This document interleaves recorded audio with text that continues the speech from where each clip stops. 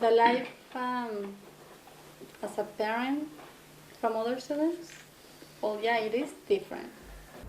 They have, I think, the normal experiences that any other student has, just a little bit more complicated. One of the things that always struck me was the struggles that I saw student parents dealing with. Do I have a lot of empathy for students who are also parents? Yes, I do.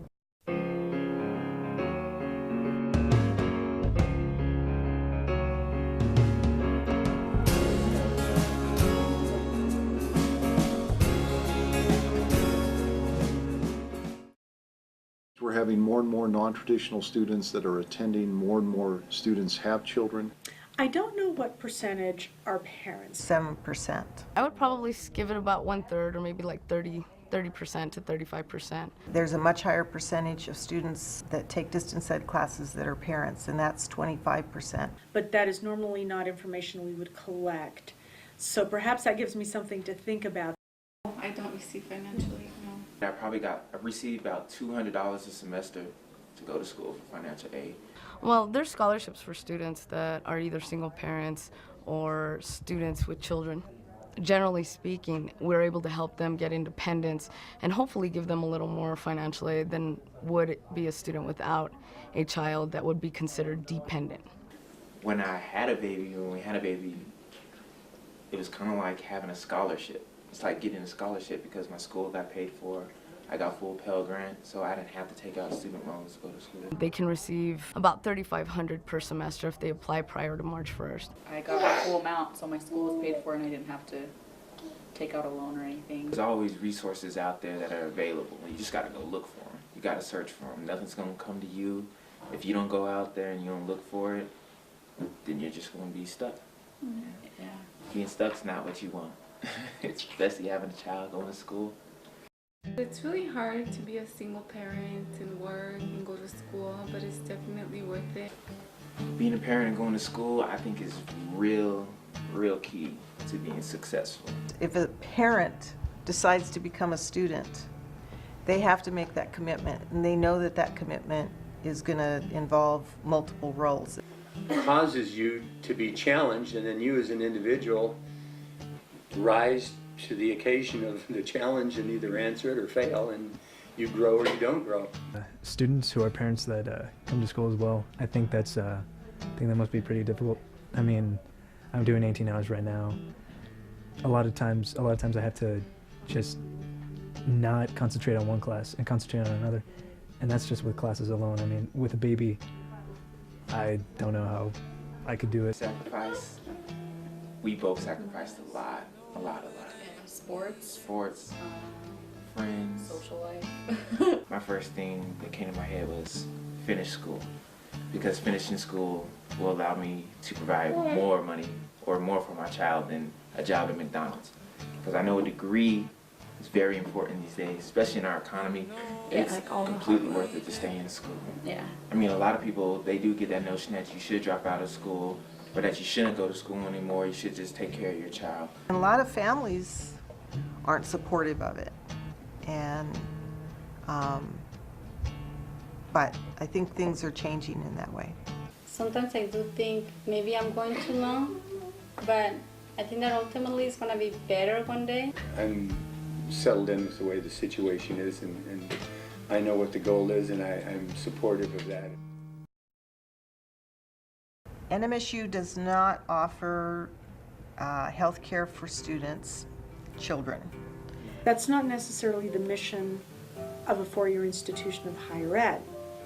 I have Medicare and a Medicare supplemental, so I'm covered in there now. We just have Medicaid through the state of New Mexico and Blue Cross Blue Shield. Part of why we don't offer the services is every one of the students at NMSU pay fees for the Student Health Center, so they pay for that.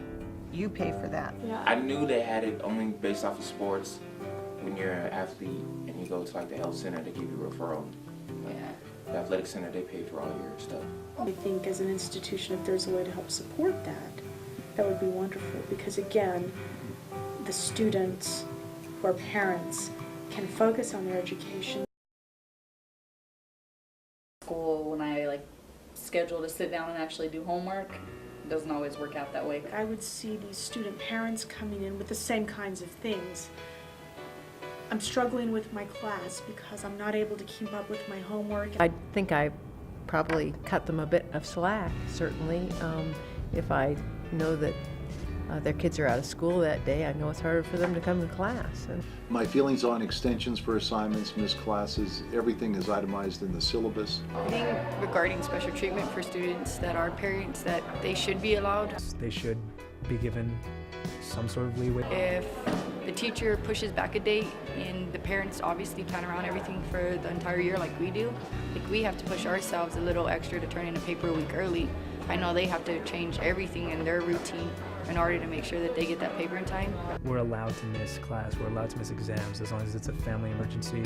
Baby's your family. You should be able to have some sort of leeway. So that whatever's in the syllabus, if a student has a legitimate reason for a makeup for the syllabus, not only will I give them the makeup, they're entitled to it.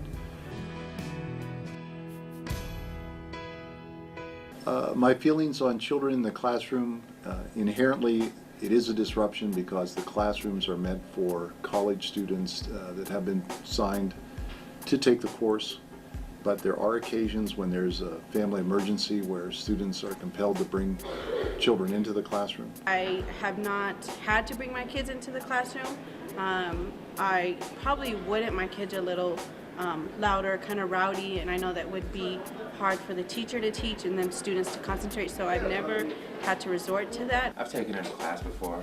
I actually emailed my professors first to make sure it's okay with them.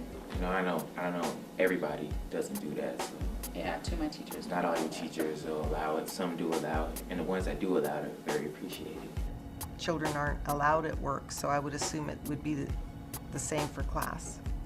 The big policy that we have here is no children in the academic workplace. So that there is a policy that exists. But I also know that there are some faculty who will allow children in the classroom. I do have students who bring their kids to class. They almost always ask ahead of time. I don't ever just have parents just show up with kids, although every once in a while I do, and I don't mind that. I've never had a problem, really. I always felt funny asking professors. I don't remember a time when she's ever taken Haley to class. No, never.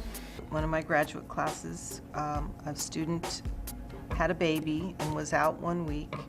She came back the next week and was sitting in the back of the class. It was a doctoral class, so there was maybe 8 students in the class.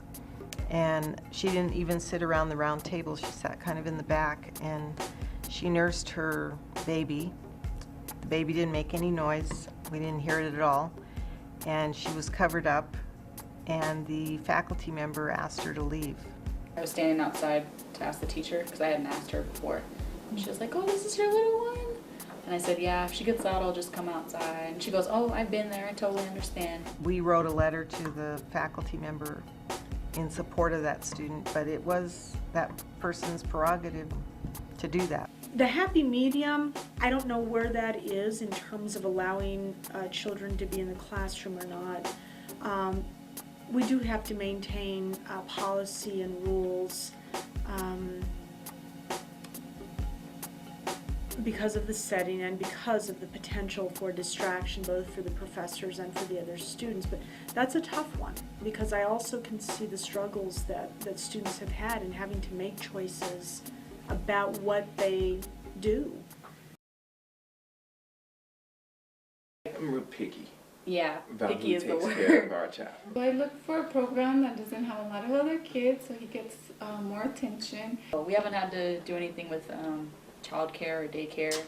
And in Arizona, it's a little bit different. You can get a scholarship, like based on your income. So when Jana was in daycare, it was like $30 for like the whole month because I was low income. I know they have a children's center, but I don't think she qualifies for it because she's already 6 years old. And I think that's only, I don't know, but I think it's only for like kindergarten or preschool students. I don't know. Here, they don't go by your income. It's either full-time, you're paying like $160, part-time, you're paying $115. I can't afford that. Like the daycares and people who take care of kids only watch them like from 8 to 5, and it would be good if it was open longer.